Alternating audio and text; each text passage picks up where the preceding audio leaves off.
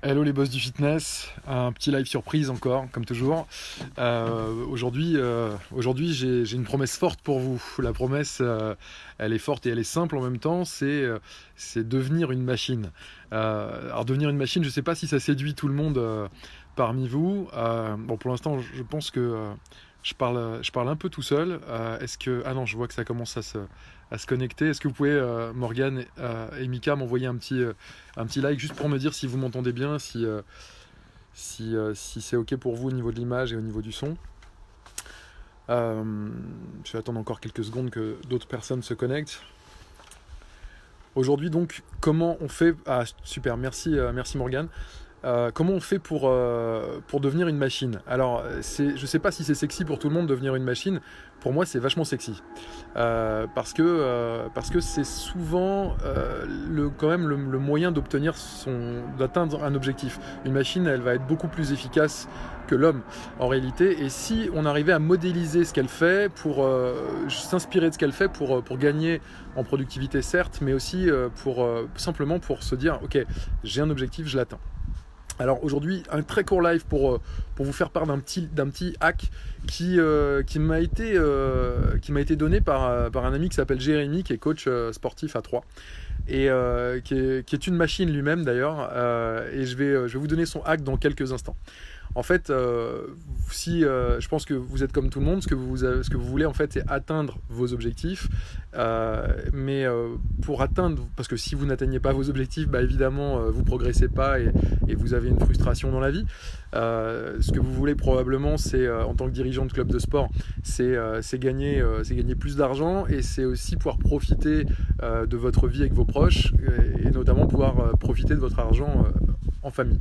Alors, pour tout ça, vous devez mettre en place tout un certain nombre de choses dans votre club, un certain nombre de choses dans votre vie. Et si vous n'atteignez pas ces petits objectifs de vie, et ben, au final, vous vous retournez à la fin de votre vie et vous dites, mais qu'est-ce que j'ai fait, quoi. Bon. Ok, je ne vais pas vous parler de l'intérêt d'atteindre son objectif aujourd'hui. Je vais vous expliquer une bonne astuce pour être certain ou certaine d'atteindre cet objectif. Alors, tout simplement vous dire que avant d'atteindre un objectif, au préalable, il faut se fixer l'objectif.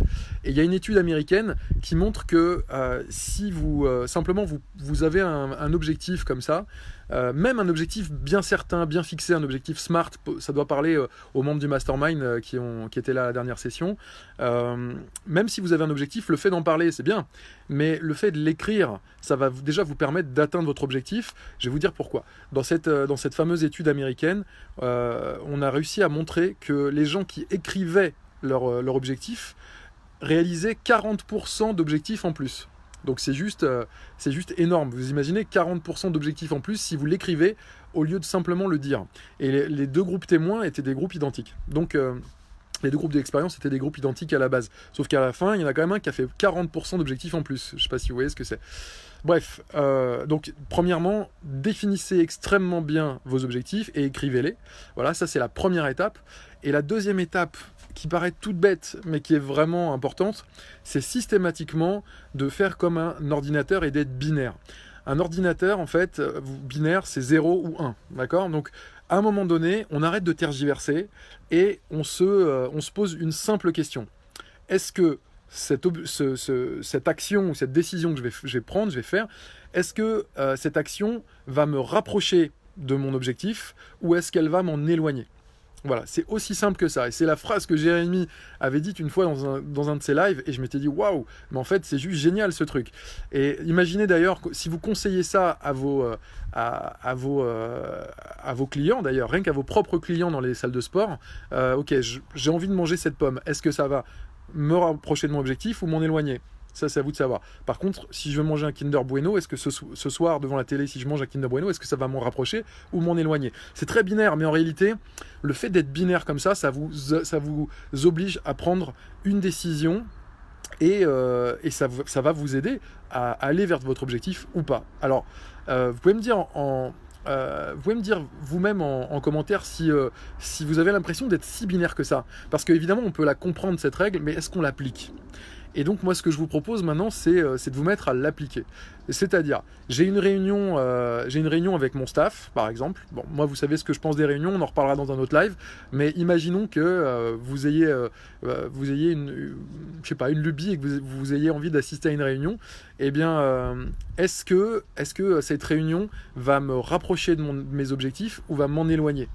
Alors vous pourriez être tenté de dire ouais, ça va m'en rapprocher. En fait, l'autre question, c'est souvent, en fait, on se rend compte que 95% des gens qui sont à une réunion ne vont rien apporter à cette réunion. Voilà. C'est-à-dire, en fait, pour tout vous dire, même le vrai chiffre, c'est 20%. C'est pas 95. 20%, une personne sur 5 qui est à une réunion n'apportera rien du tout. Et si elle avait été malade, eh bien, en fait, ça aurait été exactement pareil. Donc, posez-vous la question pour vous. Si vous étiez malade, est-ce qu'on devrait reporter cette réunion? Est-ce que vous allez avoir une telle valeur ajoutée dans cette réunion que si vous n'étiez pas là, eh bien, la réunion elle n'aurait aucun sens et elle n'aurait servi à rien? Alors peut-être que oui, si vous répondez oui à cette question, faites peut-être la réunion. Moi je pense qu'il y a d'autres façons de faire et je vous en ai déjà parlé dans le mastermind et je vous en reparlerai.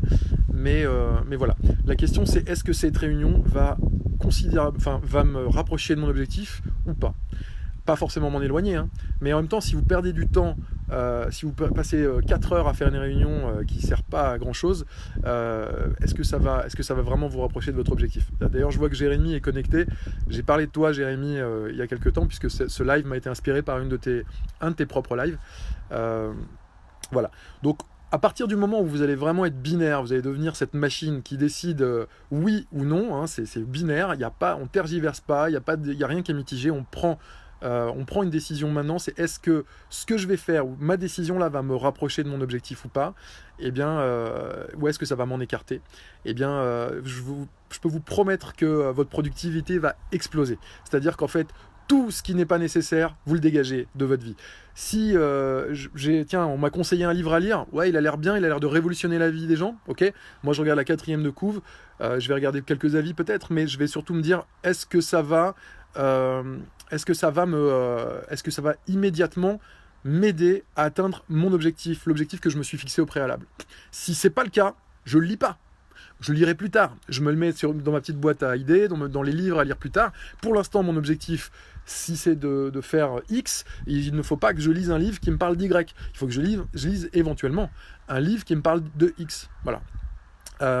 Et c'est pareil pour toute chose. À chaque fois que quelqu'un, ça va vous permettre en fait de vous recentrer sur vos objectifs et d'apprendre aussi plus facilement à dire non.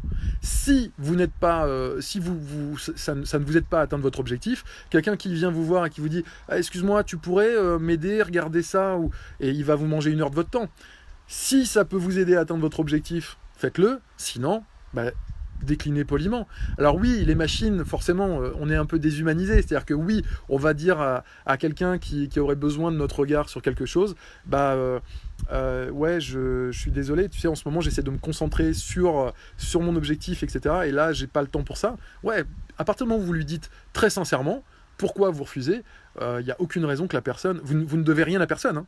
C'est-à-dire qu'à partir du moment où vous êtes poli et où vous déclinez gentiment, vous n'êtes absolument pas obligé de passer 2 heures avec quelqu'un pour l'aider, si ça ne vous apporte rien derrière. Alors, si vous avez que ça à faire, d'accord, mais si vous avez que ça à faire, ça veut dire que vous n'avez pas défini d'objectif et que vous ne recherchez pas de la productivité. Dans ces cas-là, effectivement, ce live ne sert à rien pour vous et vous n'avez pas besoin de vous transformer en machine. Mais si vous avez un objectif clair, si vous avez envie d'avancer, si vous avez envie d'atteindre quelque chose, là, pour être clair, hein, si vous passez 2 heures ou 3 heures sur le projet de quelqu'un d'autre, eh ben, vous augmentez sa productivité à lui. Mais lui, il ne vous a pas apporté grand-chose. Donc, si ça vous sert, faites-le. Si ça ne vous sert pas, ne le faites pas. Et apprenez à dire non. Voilà. Le fait de se focaliser sur un objectif comme ça, de bien le déterminer, et derrière, de simplement se demander si ce que vous allez faire vous en rapproche ou vous en écarte, immédiatement, vous savez si vous devez le faire ou pas. Voilà.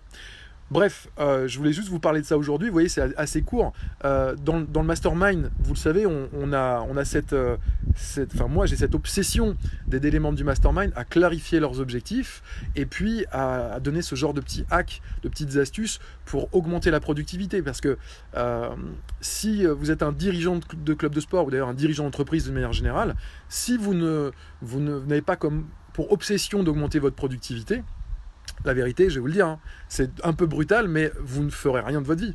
Voilà. Vous allez soit procrastiner, soit perdre du temps à faire des choses qui ne sont pas utiles, a priori pour l'instant, pour votre business. Et voilà. Alors après, il y a des on n'est pas obligé d'être des machines tout le temps et on n'est pas obligé de faire que des choses utiles. Hein. Je ne suis pas en train de vous dire ça. Au contraire, je crois que les choses les plus précieuses, a priori, ne sont pas des choses qui vont vous aider dans la vie, ne sont pas des choses qui vont vous aider à augmenter votre productivité dans le business. Passer du temps avec vos enfants, aller voir des paysages magnifiques à l'autre bout du monde, ça c'est utile au sens macro dans la vie, quoi. Mais pour faire tout ça, à un moment donné, il va falloir que vous soyez productif dans votre taf. Et être productif dans son taf, c'est prendre des décisions et c'est prendre les bonnes décisions. Voilà. Je pense que vous avez compris l'essentiel. Je vois, Christophe, tu dis c'est une bonne résolution à appliquer. Bah ouais, c'est une très bonne résolution à appliquer. Testez-la. Faites ça pendant 1 jour, 2 jours, 10 jours.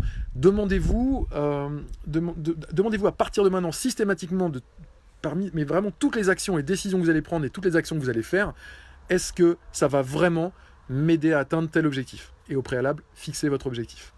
Voilà les boss du fitness, chers amis, je vous souhaite une très bonne journée. J'espère que ce petit hack va vous aider à être plus productif. Si vous aimez, dites-le. Si vous n'aimez pas, dites-le aussi.